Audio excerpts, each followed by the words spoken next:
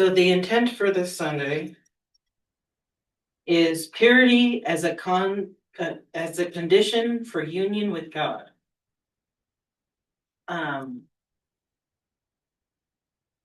this one is interesting to me because the first thing I thought of when I hear the word purity is usually it's of the like premarital variety,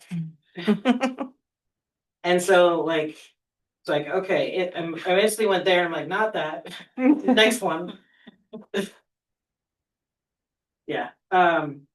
Which now that I think about it, is kind of ironic because my dead name actually means pure, but that's a whole other topic. um, One of the other things that I found interesting is so in the lesson it says, when the immortal light is led up to the gods, then will both the zenith and the nadir of heaven be brought together. And there's a bunch of different things that probably conjures up for a bunch of you, but since Norse mythology is one of my things, it makes me think of the creation myth in Norse mythology because it basically in Norse mythology in the beginning there was the realm of ice and the realm of fire, which I do not remember the name of. They're very long and Scandinavian sounding.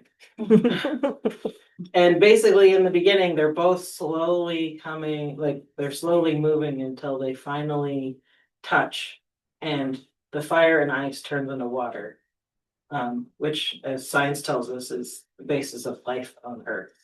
Mm-hmm. And I think it's important to look at these as internal realities first before or on top of anything else, because I've discovered for myself that when I do that, I get way more layers of meaning and understanding for my own life. Um, and the the gospel, there's a lot of loops and loops about the Father and the Son and us and the Father and the Son, and it's all very cyclical and wordy, and I had to read it like 3 times. Mm-hmm.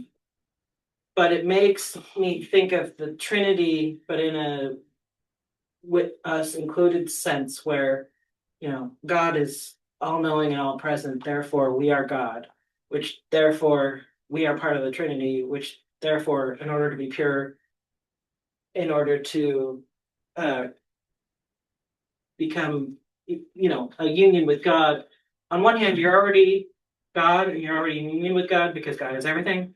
And on the other hand, we get in our own way and forget that or like to pretend that's not true.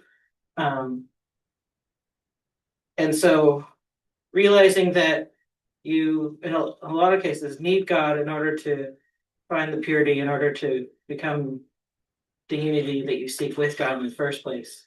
It gets very 5-dimensional chess, which says a lot because I suck at chess.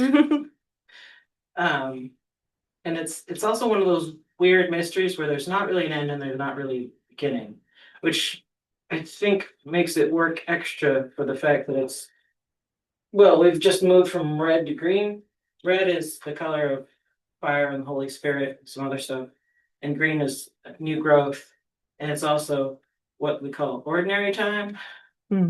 It's basically the time between various high holy days, and I don't need to get into that. It's not exactly relevant to this, but the fact that we're moving from the color of the Holy Spirit into the color of new growth, I think works with this on another level because you need the Holy Spirit in order to get anything done, but you also have to put in your own work at the same time.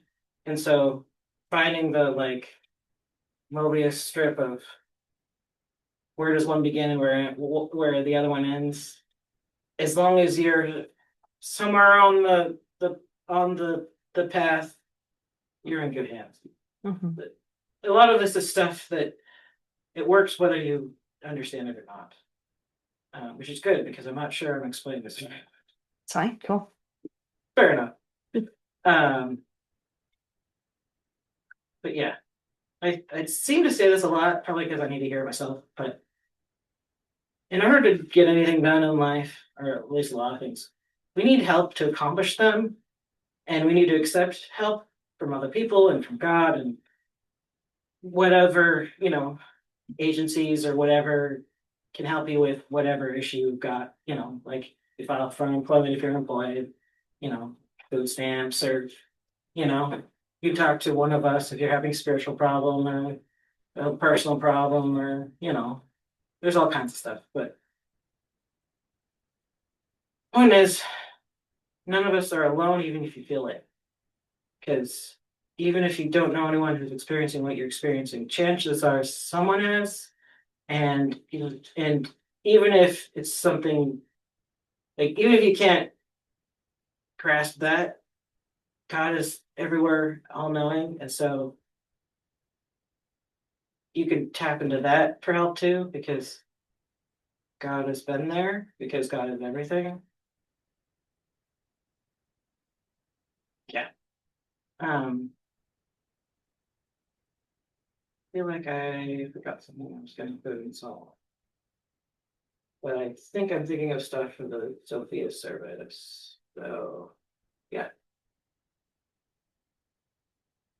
I think that's yeah. I'm just gonna call it there. So hopefully that was helpful.